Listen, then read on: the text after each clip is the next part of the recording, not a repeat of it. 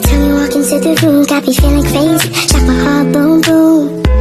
Any other boy would stare, but me I look away, cause you're making me scared. Trying not to breathe, 1, 2, 3. Halo, perkenalkan nama saya Elda Medikela Nomleni. Saya dari Universitas Karya Dharma Kupang, Fakultas Kesehatan Sains dan Teknologi, Program Studi Kebidanan S1. Baik, jadi di sini saya akan menjelaskan fungsi dari sistem peredaran darah pada manusia, khususnya pada orang dewasa dan pada janin. Baik, di sini ada beberapa bagian yang akan saya memberikan fungsi. Ada yang pertama dari fungsi peredaran darah pada orang dewasa. Jadi fungsi pada peredaran darah orang dewasa ada 17 bagian, yaitu yang pertama bilik kanan, yang kedua arteri pulmonalis, yang ketiga kapiler paru kiri, yang keempat vena pulmonalis, yang kelima serambi kiri, yang keenam bilik kiri, yang ketujuh aorta, yang kedelapan kapiler daerah kepala dan tangan, yang ketujuh ada vena cava superior, yang kedelapan paru-paru kiri, yang kesembilan serambi kanan, yang ke-10 venula, yang ke-11 arteri pulmonalis, yang ke-12 vena, yang ke-13 arteri, yang ke-13 arteriole, yang ke-15 kapiler daerah perut dan kaki. Baik, di sini kita akan masuk pada fungsi dari sistem peredaran darah pada orang dewasa. Jadi, yang pertama adalah fungsi dari bilik kanan. Jadi, fungsi dari bilik kanan adalah menerima darah dari atrium kanan. Darah dioksigenasi dari seluruh tubuh masuk ke atrium kanan melalui vena cava, lalu dialirkan ke bilik kanan. Kemudian, memompa darah ke paru-paru, bilik kanan berkontraksi dan memompa darah ke atrium pulmonalis yang membawa darah ke paru-paru.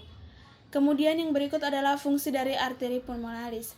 Jadi fungsi dari arteri pulmonalis adalah membawa darah yang kaya karbon dioksida atau CO2 dan rendah oksigen, mengangkut darah dioksigenasi ke paru-paru melalui sirkulasi paru-paru sebagai bagian dari sistem peredaran darah kecil. Kemudian yang berikut adalah fungsi dari kapiler paru kiri. Jadi fungsi dari kapiler paru kiri adalah pertukaran oksigen dan karbon dioksida. Kapiler paru kiri menerima darah yang kaya karbon dioksida dari vertikal kanan, oksigenasi darah setelah darah memperoleh oksigen. Kemudian yang berikut adalah vena pulmonalis. Jadi fungsi dari vena pulmonalis adalah mengangkut darah kaya oksigen. Setelah darah mengalami pertukaran gas di alveolus, paru-paru vena pulmonalis membawa darah yang telah dipenuhi oksigen menuju jantung. Kemudian yang berikut adalah fungsi dari serambi kiri. Jadi fungsi dari serambi kiri adalah menerima darah oksigenasi yang kaya oksigen dari paru-paru melalui vena pulmonalis. Selanjutnya adalah aorta. Jadi fungsi dari aorta adalah mengalirkan darah beroksigenasi ke seluruh tubuh. Aorta menerima darah kaya oksigen dari bilik-bilik jantung dan mengalirkannya ke seluruh tubuh melalui cabang-cabang arteri. Jadi yang berikut adalah kapiler darah kepala, dada, dan tangan. Jadi fungsi dari kapiler darah kepala, dada, dan tangan adalah pertukaran oksigen dan karbon dioksida. Kapiler di kepala, dada, dan tangan memungkinkan darah yang kaya oksigen untuk memberikan oksigen ke sel-sel tubuh. Jadi fungsi selanjutnya adalah fungsi dari vena cava superior. Jadi fungsi dari vena cava superior adalah mengembalikan darah ke jantung, membawa darah yang telah digunakan atau darah yang terdeoksigenasi dari bagian atas tubuh kembali ke atrium kanan jantung. Kemudian yang berikut adalah fungsi dari paru-paru kiri.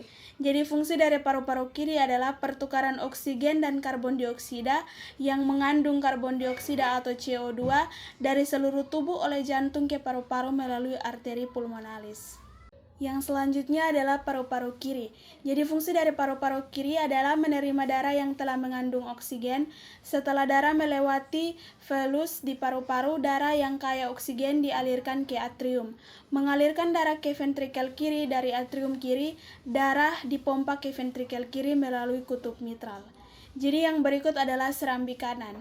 Fungsi dari serambi kanan adalah menerima darah dari seluruh tubuh. Darah yang mengandung karbon dioksida dari tubuh masuk ke serambi kanan melalui vena cava superior dan vena cava inferior. Yang berikut adalah venula. Jadi fungsi dari venula adalah memindahkan darah yang kekurangan oksigen dan mengandung limbah dari kapiler ke vena. Yang berikut adalah arteri pulmonalis.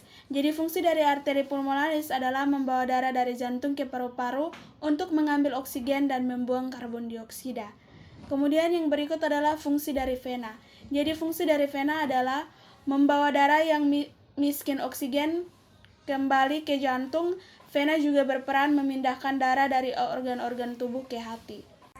Jadi selanjutnya adalah arteriole. Jadi fungsi dari arteriole adalah mengatur aliran darah dan tekanan darah ke seluruh tubuh dan juga berperan dalam mendistribusikan darah ke kapiler. Kemudian yang terakhir adalah kapiler daerah perut dan kaki. Fungsi dari kapiler daerah perut dan kaki adalah mengangkut nutrisi, oksigen, dan limbah dari jaringan tubuh, menyerap nutrisi dari makanan yang telah dicerna di usus kecil. Jadi, ini adalah fungsi dan bagian-bagian dari sistem peredaran darah pada orang dewasa. Kita akan melanjutkan pada sistem peredaran darah pada janin, yaitu yang pertama ada plasenta. Fungsi dari plasenta adalah menukar oksigen dan nutrisi dari ibu ke janin serta membuang limbah dari janin ke ibu. Kemudian yang berikut adalah aorta. Jadi fungsi dari aorta adalah menyalurkan darah yang kaya oksigen ke otak dan lengan janin. Kemudian yang berikut adalah foramen ovale. Jadi fungsi dari foramen ovale adalah mengalirkan darah secara langsung dari serambi kanan ke serambi kiri jantung, kemudian diteruskan ke bilik kiri untuk diedarkan ke seluruh tubuh. Selanjutnya ada lung. Jadi fungsi dari lung adalah mengarahkan darah ke hati dan jantung. Kemudian selanjutnya ada pulmonary artery. Jadi fungsi dari pulmonary artery adalah saluran kecil yang mengarahkan darah ke hati dan paru-paru. Kemudian yang berikut adalah ductus venosus. Jadi fungsi dari ductus venosus adalah mengalirkan darah beroksigen dari janin ke jantung kiri. Kemudian yang berikut ada liver. Jadi fungsi dari liver adalah sebagai penghubung vaskular antara pembuluh plasenta ke jantung dan sebagai jaringan tempel sel induk darah berada. Kemudian yang berikut adalah umbilical cord. Jadi fungsi dari umbilical cord adalah membawa oksigen dan nutrisi ke janin serta membuang limbah dan karbon dioksida dari janin. Kemudian yang berikut adalah umbilical leal. Jadi fungsi dari umbilical leal adalah membawa darah kaya oksigen dan nutrisi dari plasenta ke janin. Kemudian yang berikut adalah umbilical arteries. Jadi fungsi dari umbilical arteries adalah membawa darah dari janin kembali ke plasenta. Setelah itu ada ductus arteriosus. Jadi fungsi dari ductus arteriosus adalah sebagai penghubung antara aorta dan arteri pulmonalis pada janin. Kemudian yang berikut adalah left kidney. Jadi fungsi dari left kidney adalah mengalirkan oksigen dan nutrisi ke janin serta membuang produk limbah dan berkondioksida. Jadi ini adalah fungsi dari sistem peredaran darah pada janin. Demikian penjelasan dari saya tentang sistem peredaran darah pada manusia, khususnya pada orang dewasa dan pada janin. Semoga bermanfaat. Terima kasih.